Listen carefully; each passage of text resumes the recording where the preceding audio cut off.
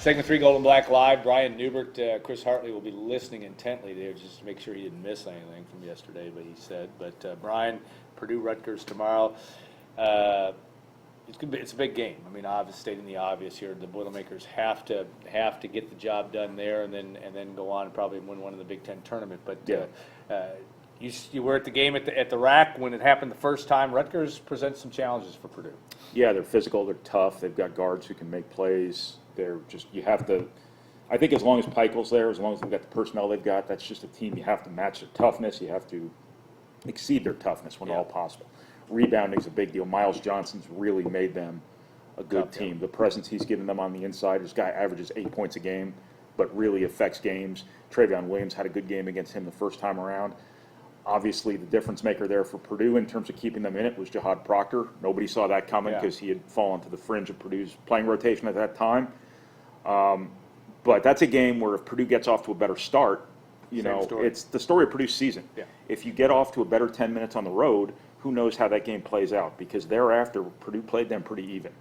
I would have to think, given Rutgers' season on the road thus far, Purdue will have a huge advantage at home. That being said, when you look at Rutgers' results beyond their record on the road, they've played people really competitively. It's not like they're not showing up. Yeah. They're losing by 1, 2, 3, 4, 5 points. Just had their heart ripped out at Penn State.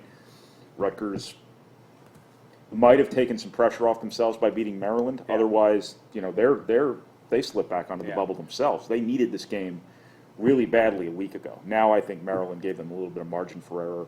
But these are two teams, obviously, who need a win. Yeah, Rutgers has something that Purdue doesn't on the road in the Big Ten, and that is a win at Nebraska, and a decisive one. I think they won by 17 in Lincoln back on January the 3rd. So that is a game that you've talked a lot and written a lot about good matchups for Purdue. We've talked about maybe Indiana, maybe Iowa, certainly Wisconsin. Is Rutgers a good matchup? Just because they've got athleticism in a lot of different positions. Do you view them as a do you put them in that good matchup category, or is this something that Purdue's going to have to overcome? Do you view? I think they're somewhere in the middle. I think Iowa doesn't play particularly aggressive defense or a lot of defense. Period. Right. Indiana's guards are pretty limited. I think Rutgers has very good guards. Ron Harper Jr. has been a big part of their success this season. Geo Baker obviously is a walking mixtape. Yeah.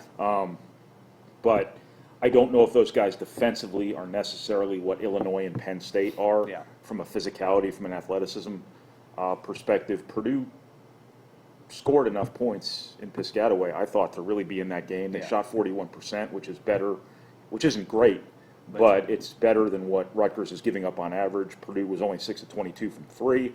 That's kind of the issue. But Jihad Proctor obviously had a lot of success in that game. I think Eric Hunter didn't play as well as he's been playing lately.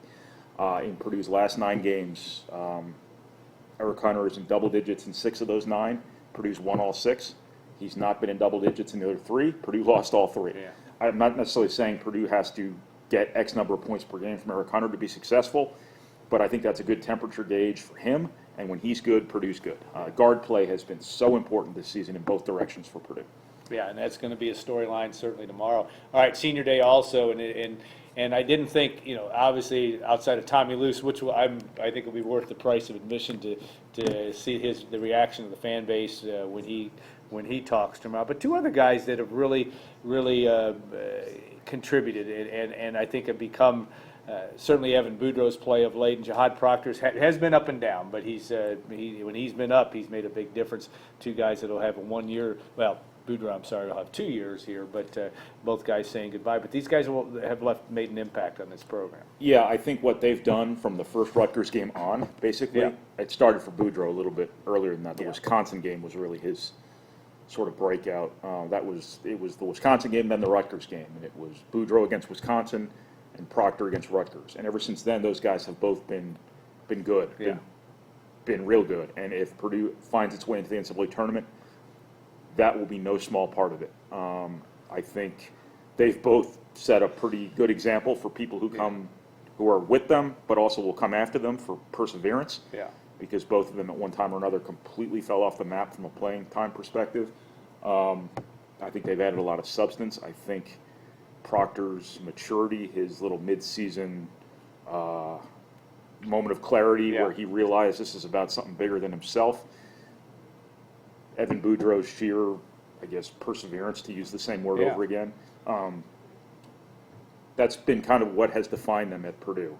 Obviously, these are not two guys who, Purdue has an extended relationship with, but that's college basketball Yeah. nowadays. Yeah, it is. That is, you cobble together your recruiting classes on the fly in a lot of cases. It was Carson Edwards and Tommy Luce who came in 2016. Carson Edwards left early for the NBA. Tommy Luce decided to stay. Yeah. And he's gonna despite have- his draft positioning last year.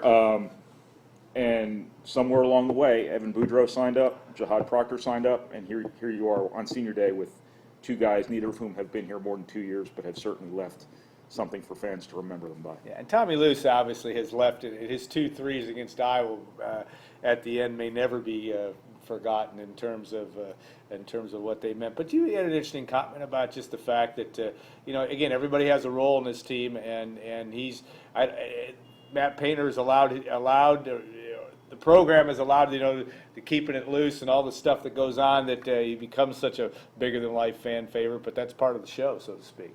There's something to be said for having likable guys, Yeah. too. I mean, that's part of having a team. That's a valuable element. Yeah. I think he's been a guy who's obviously been here 4 years, knows what goes on at Purdue. I think he understands basketball, too. pretty He's worked well. hard at it. He's I mean, been no a, question, I think yeah. he's been a good practice player. I think it's been fun. I mean, obviously, when you watch the crowd's reaction to him, but more so the bench's reaction to him. Yeah. His It's great. teammates respond very well to him, Yeah. and he just seems like a good team, good chemistry sort of guy, a valuable teammate.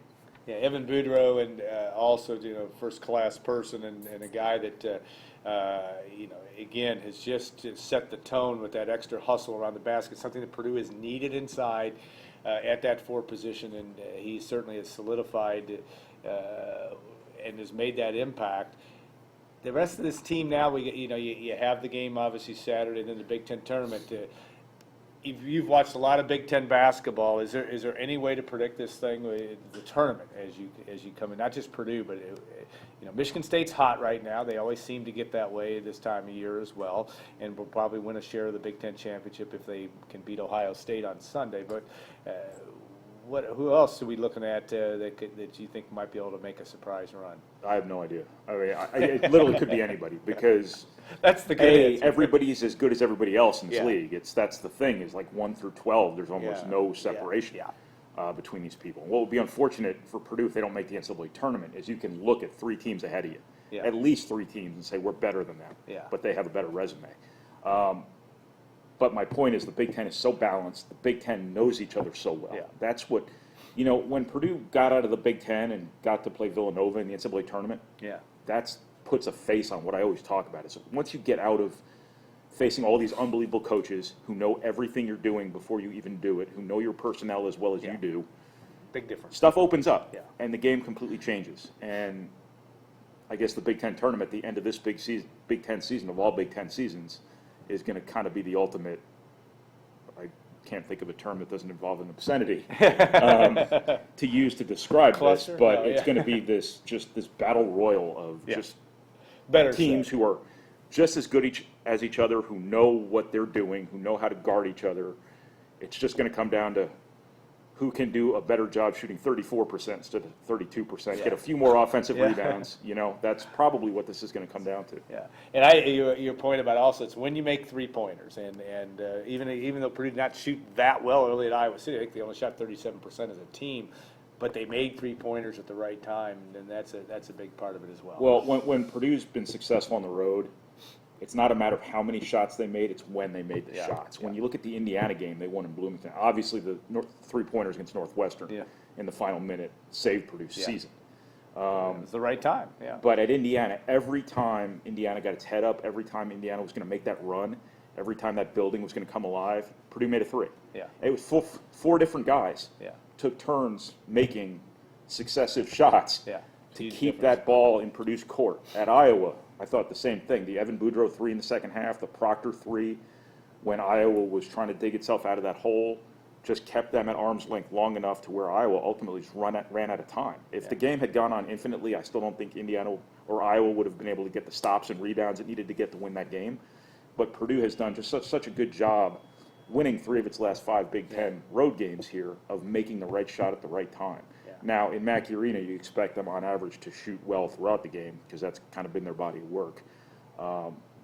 But that kind of knack they've found for making the right shot at the right time has been a really key piece to Purdue actually being in conversation right now for the NCAA tournament. All right, well, we'll find out the answer to that, at least another key piece of that tomorrow at 2 o'clock when the Boilermakers take on the Rutgers Scarlet Knights. Okay, I want to thank our guest, Chris Hartley, Tom Dienhart. Tom's not a guest. He's actually he's part of the show here. But I guess if you pay him to be here.